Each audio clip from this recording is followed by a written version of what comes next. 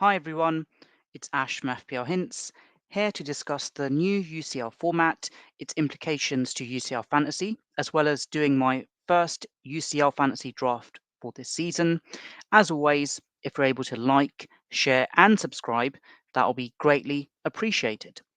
So, first of all, as you may already be aware, the Champions League will be undergoing a drastic revamp for the 24-25 season, and it sees the number of matches for this new format increase massively from 125 matches up to a staggering 189 matches. In a nutshell, instead of 32 teams, it will now be 36 clubs that are going to participate initially in the Champions League phase. Of course, you've still got the qualifiers as per usual. And essentially, it's giving four more sides the opportunity to essentially become Champions League teams for the given season. And those 36 clubs, rather than being split into different groups, they'll initially compete in a single league competition where they're all effectively put together. And because of this expansion of the format, we obviously have had matches on Tuesdays, on Wednesdays, but we're also going to have them on Thursdays as well. And my understanding, based on the current UEFA coefficients, that the pot one teams are most likely going to be Manchester City, Bayern Munich, Real Madrid, PSG, Liverpool, Inter Milan, Dortmund, Leipzig, and Barcelona. So more or less the usual big hitters, as it were. But fundamentally, because of those extra games, the finalists on the 31st of May would have played 17 games across the competition if we exclude qualifiers, as opposed to 13 matches up until last season. And those 17 games, to my knowledge, will also convert into 17 match days for UCL Fantasy as well. So match day 1 will be just after mid-September, match day 2, beginning of October, match day 3, towards the end of October, match day 4, early November, match day 5, towards the end of November, match day 6, just before mid December. Then you've got match day 7. Now, critically, there was no UCL football in Jan in seasons gone by, but now got match day 7, third week of Jan, match day 8, right at the end of Jan. And then from that point onwards, that's the conclusion of the league phase, as it were. And then we come to the knockout rounds. So the match day 9 will commence from just before mid Feb. Then you've got match day 10, which is the round of 16, early March and just before mid March as well. Match day 11 is the business end of the season, the quarterfinals, early to mid April. Match day 12 is the semi-finals towards the end of April and early May, and then the final itself is on the 31st of May. So that is the format in a nutshell. And of course, you must be wondering, what are the implications for UCL fantasy managers? An important caveat, I am not a UCL fantasy expert, but even I know that rotation in UCL fantasy is going to be more problematic than ever before. And it makes you wonder that is there more of an importance to focus on the quote unquote X-Mins safe players more so than ever before?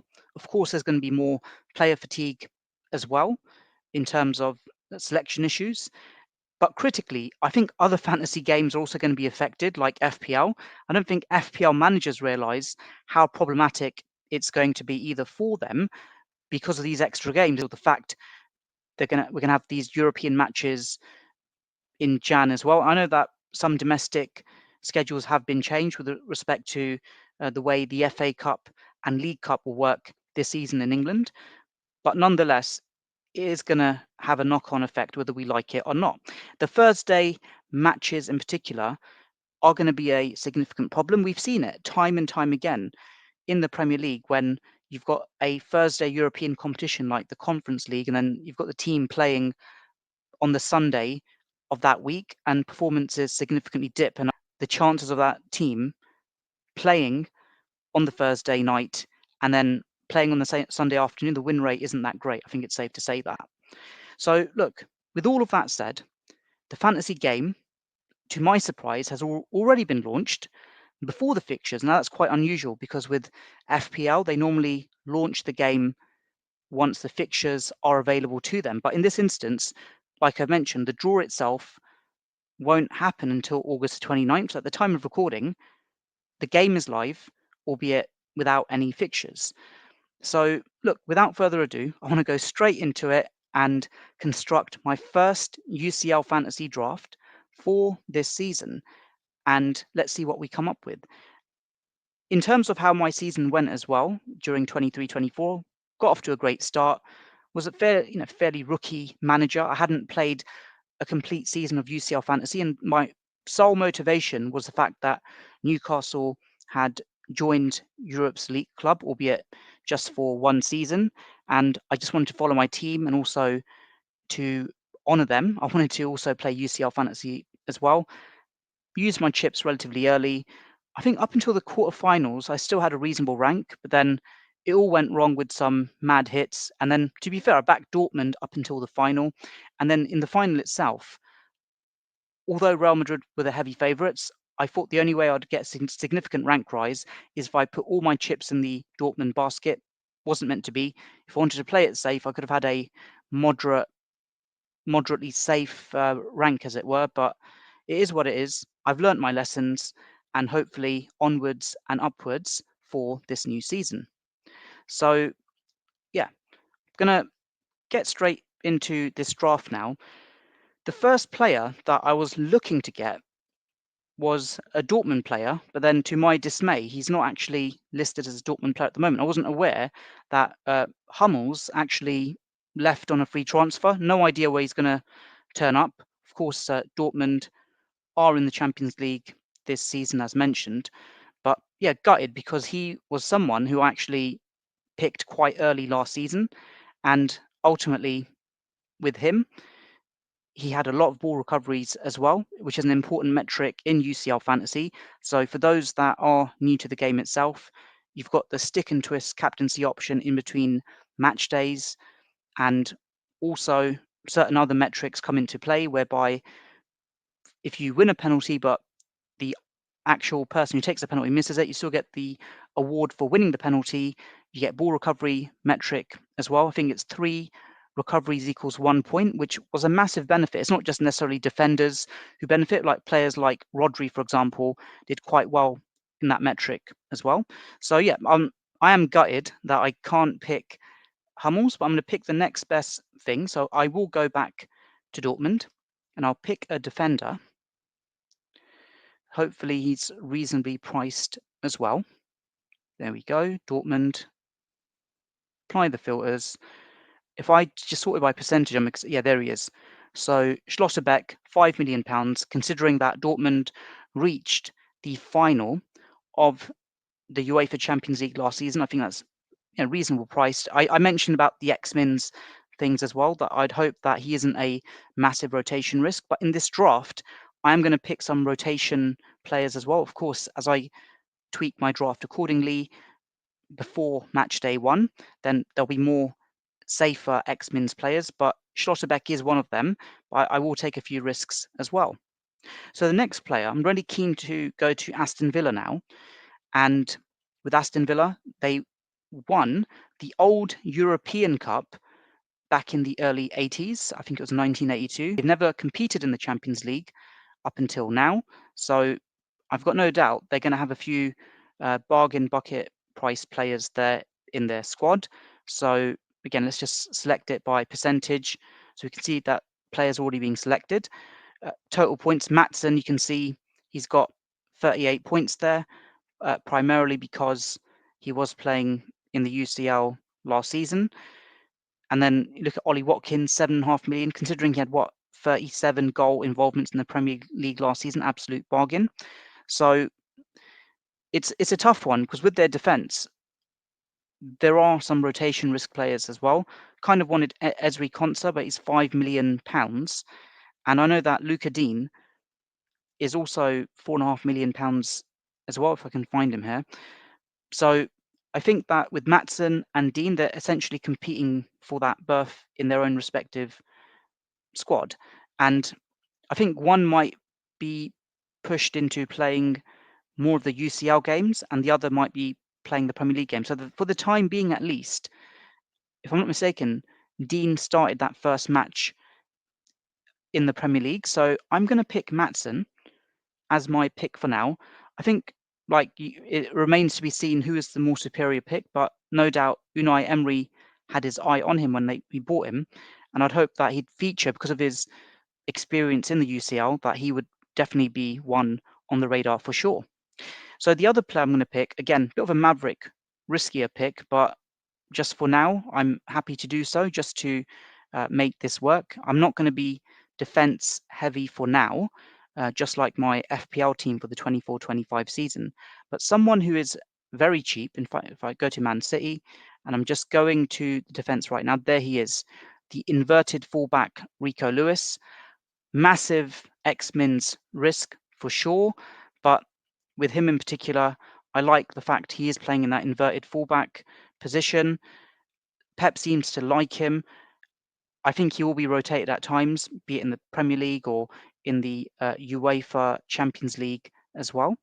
But I feel with him, he'll get more minutes this season than last season, and has something about him as well. So in he comes. So I'm going to go cheap on the defence again. So I'll go to a £4.5 million player.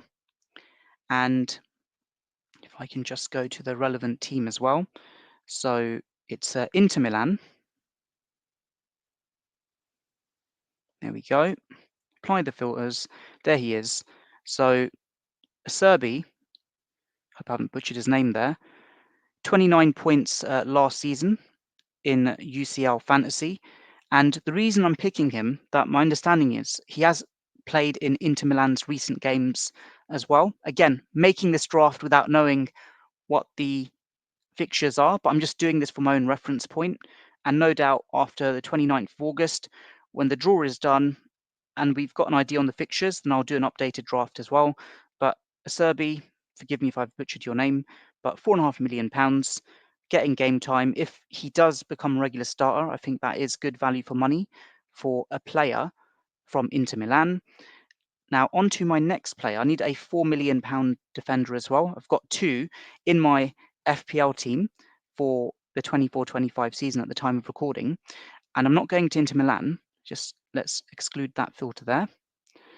So the player I had in mind is actually, he's from Benfica. There he is. It's Thomas Araujo, if I pronounced his name right there. He actually has been starting some matches for Benfica recently. So I think with him, again, I wouldn't really rely on him to start, but if Benfica have reasonable games, generous fixture run, then potentially he's someone who I could have on the bench. But the fact that he is 4 million, I'm going to need a 4 million player as well. And just an important point as well, that I was also involved with Euro Fantasy in the summer as well. And their budget, oddly enough, was more than 100 million. But thankfully, with UCL Fantasy, with the similar format, with the ball recoveries and the other stuff I've mentioned, that thankfully their budget is 100 million on the dot. And you're wondering, why have I picked a cheap defense? It's because I want to go heavy on the attack. So my aim is to get two premium midfielders and a full set of premium strikers here. So let's go to the goalkeepers. So obviously I've given away what I'm doing. I'm going to pick two budget goalkeepers. Now it's not like FPL where you have a 4.0 and a 4.5, let's say, from the same team. That, of course, with the option to rotate your goalie if the other one hasn't done well in that opening match, then it gives you that peace of mind that at least you've got that flexibility, and logically you'd want to have two goalkeepers. So in the £4.5 million category, obviously Lunin was an option temporarily last season, but I don't think he'll be one, unfortunately, this time around. So one of the goalkeepers I've got my eye on, PSV, and it's Benitez, £4.5 million. My understanding is he is a regular starter, so in he comes. And then I'm going to that Benfica team once again, and it's Trubin, £4.5 million as well. And then you've got some other goalkeepers who are considerably cheaper. I mean, Ortega, similar price, but obviously we know that he's not a regular for Manchester United. You've got Aaron Ramsdale, may not even be at Arsenal anytime soon. But won't be getting any minutes in the UCL with Arsenal under Arteta for the time being. So yeah, Benitez and Trubin seem like the safe £4.5 million picks. There might be one or two others. Haven't looked thoroughly, but I know for certain they are regular starters. So that's leaving me with 68.5 million in the bank to get the remaining 7 players. It's going to be a tough ask, but I'm going to make it work. So I said I want 2 premium midfielders and 3 premium strikers. So let's clear the decks here. Let's go straight into the midfield now. The 2 premiums that I had in mind. Let's just see that are they highly selected at the time of recording. So, yep, one of them is Jude Bellingham. So, interesting point that he's actually picked up an injury and he'll miss the games for England in September. There's hopefully a possibility that he'll be fit enough for the start of the UCL campaign. For me, it's a no-nonsense pick at £9 million, and hoping he is fit. I think it'll be hard to get him in otherwise if he does start and I haven't got him and he does well. So Bellingham is one of my premium midfielders. Now on to the next one. There he is Bukayo Saka, £9 million as well. Absolutely sensational for Arsenal. He is a linchpin to their attack.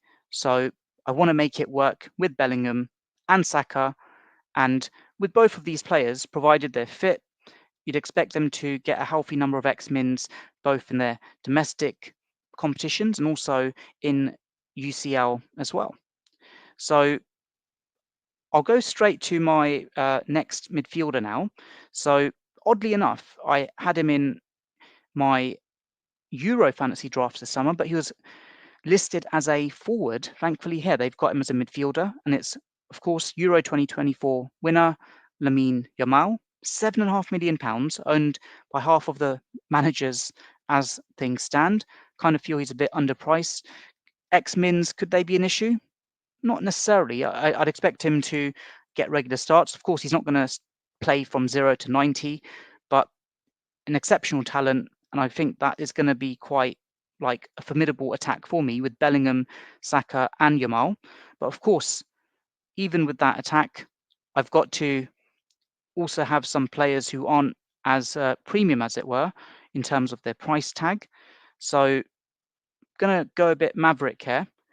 And someone who's actually caught my eye in FPL, one of the few starters at this £5 million price tag.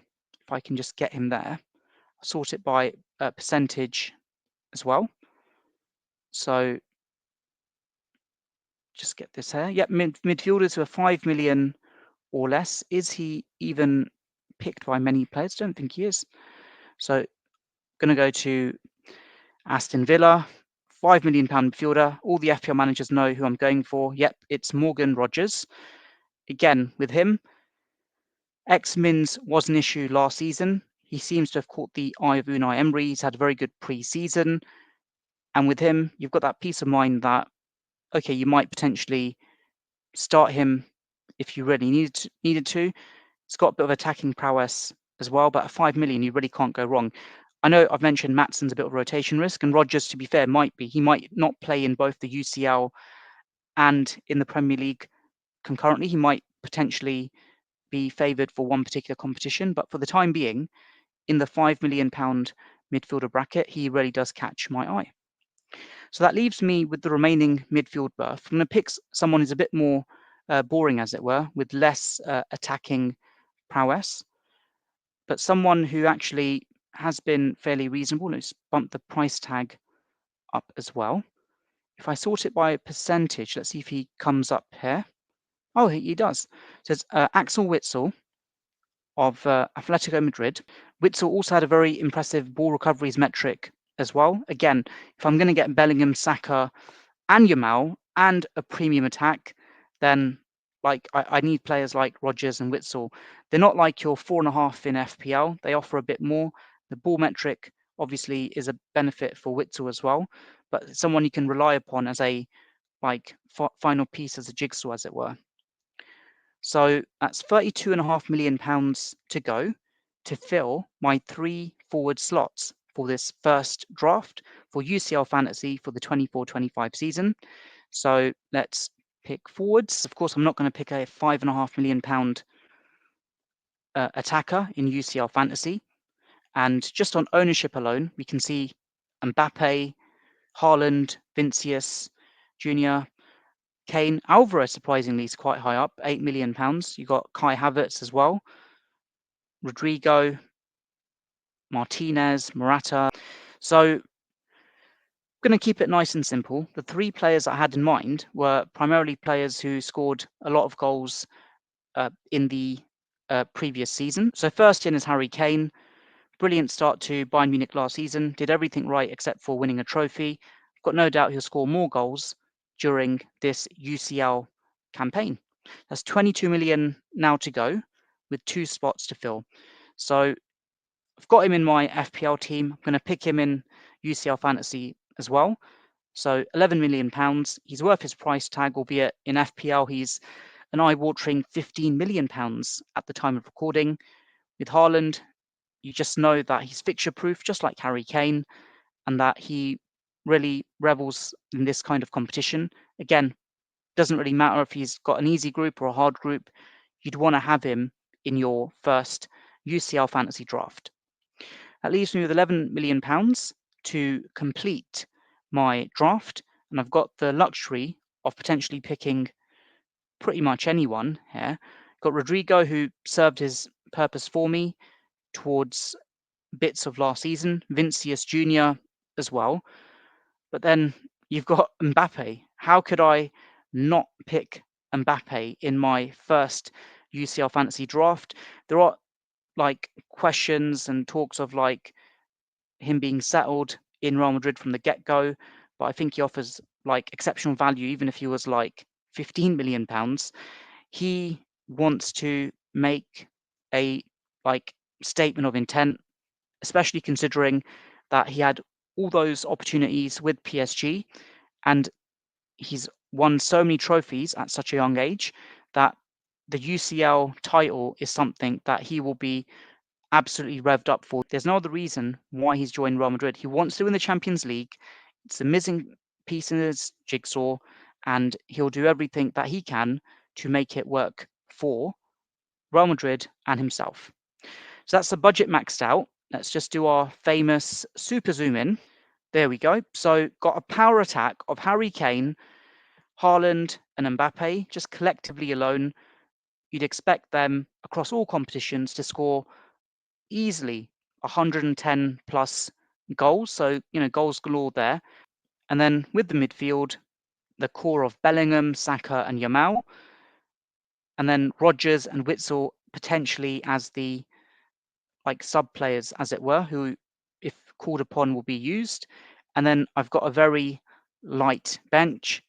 Got Schlotterbeck, who is then accompanied by three £4.5 million defenders, and that 4 million enabler as well, Thomas Araujo, and then two 4.5 rotating goalkeepers. I think on the whole, is it a balanced team? It's not, but I'm using the same mantra as I've done with my FPL this season by going heavy in attack. I kind of feel that because there are more UCL matches this season, there might be a propensity for some teams to potentially have less clean sheets because you've got more tired legs. But at the same time, because there are more matches, some teams might play it even more safe and there might be less goals. So it could swing either way, I guess. If I was being really like critical of it, and if I wanted to make it more balanced, I could downsize one of Kane, Haaland, or Mbappe potentially, and then I could unlock funds in midfield, but critically in defence, like get a Hakimi in, or even like just a safe as houses Arsenal defender, as it were. So that's something that I'm going to give extra thought to. Critically, it's when the fixtures come out to further determine the kind of draft I'm going to have. But even with the fixtures confirmed, I want to go heavy in attack. I think generally we all like our heavy attackers in UCL Fantasy. And with that power 8, I want to be careful, not power 8, but like you've got those 6 powerful attackers, you really can't go wrong. So there you have it. Let me know in the comments below what you think. Have I got the balance right? Have I got the balance wrong, or is the logic at least correct with this team? And what are your thoughts on the new UCL fantasy format? Has it changed the way you're going to strategize for the 24-25 season? Or if anything, is it same old, albeit with a different twist? As always, if you're able to like, share, and subscribe, that will be greatly appreciated. If you want to buy me a coffee, the link will be in the description below. Take care and all the best.